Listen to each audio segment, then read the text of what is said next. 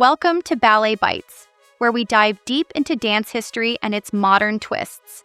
Today, we're unwrapping the Cecchetti Method, its age-old rigor versus its modern remix, you know? I'm excited for this. So, do we see it as this timeless foundation? Or more like, I don't know, an antique routine that's out of sync with today's dance culture? Right. So the method's built on a system that practically demands a daily marathon of movement. 40 adages, 8 ports de bras, 5 distinct arm positions. It's like a ballet CrossFit, but some argue it's also kind of like being trapped in an antique straitjacket. I mean, that's a lot of structure. Yet, I heard from a guest teacher from the Cecchetti Council of America who mentioned that this old-school drill actually keeps dancers locked in consistency across those grueling 40-week seasons. Exactly. And would you believe it? According to their 2025 competition guidelines, the syllabus hasn't really changed in decades, and enrollment's up 9% since 2021. Yeah. That suggests there's something enduring there. But then, on the flip side, some modern dance schools say kids growing up on K-pop and acro need a bit more spice and variety, you know? One director even compared Cecchetti grades to learning Latin. Beautiful, yet not exactly practical for everyday conversation. True, and when you think about it, Latin built the Romance languages, and Cecchetti built Balanchine. I mean, when Patricia Neri insisted on Cecchetti-style tendus for authentic weight shifts at the Royal Ballet's revival of Prodigal Son, critics raved about those clean lines in the Financial Times. Yeah, indeed. It's almost like history saying, I'm still in charge here. So maybe the great debate isn't timeless versus outdated, but whether teachers can translate that ancient Latin into a conversational ballet story for Gen Z dancers. Spot on. That brings us to the next kicker. How does a codified syllabus like Cecchetti's coexist with modern creativity? Because nowadays, choreographers are mashing point work with hip-hop isolations. Critics worry that strict exam pathways might fence in artistic freedom. But on the other hand, many examiners argue that having a sturdy grammatical base, like mastering the fundamentals, actually frees up the mind to express creativity. It's like building a house. You need solid scaffolding before you paint the art on the walls. Exactly. Think about it. William Forsythe, for example, is an RAD grad who mined Cecchetti Epidemic to explode classical angles into something new. And check out the recent Cecchetti International Summer School campaign. They're even offering classes titled Cecchetti for Contemporary Footwork. Right. They're marketing flexibility within structure. I do wonder, though, does the strict structure sometimes inadvertently limit improvisation? I mean, isn't there a risk of stifling that spontaneous spark? That's a fair point. While structure can act as scaffolding, if overdone, it might feel like a confining mold rather than a foundation. But many would say that once you internalize those precise movements, your creative expression is actually liberated.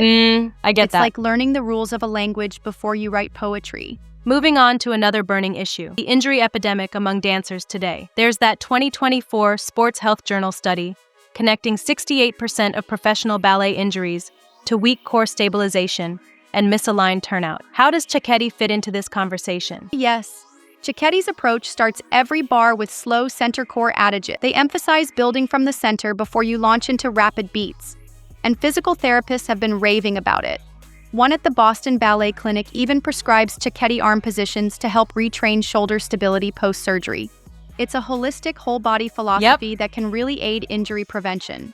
However, some skeptics argue that the method's daily repetition might overload joints if not carefully monitored. It's a bit of a balancing act, both literally and metaphorically.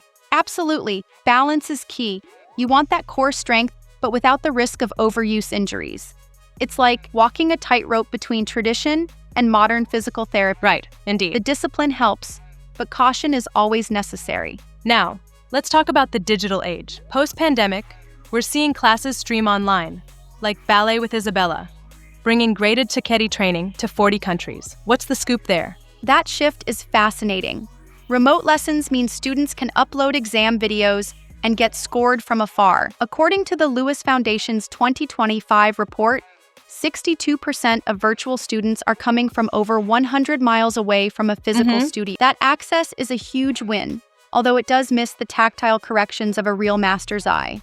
Right, the gentle wrist nudge or a hands-on hip rotation just can't be beamed over Wi-Fi. Some teachers even mailed elastic bands labeled with arm positions, so students can feel the tension cues at home.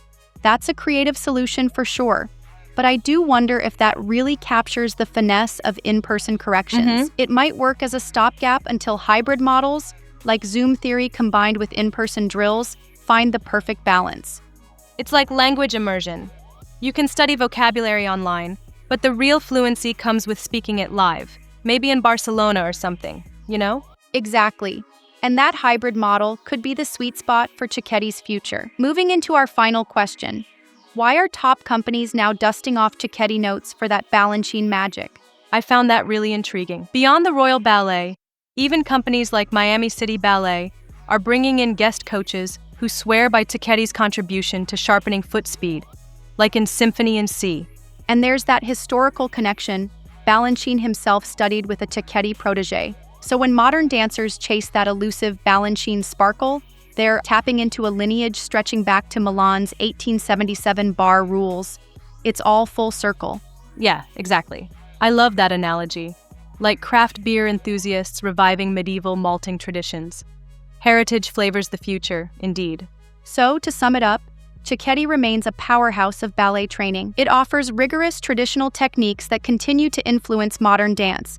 But there's a definite need for evolution, translating the classic Latin of dance into a language that resonates with Gen Z, embracing hybrid digital classrooms, and integrating modern science for injury prevention. Yeah, absolutely.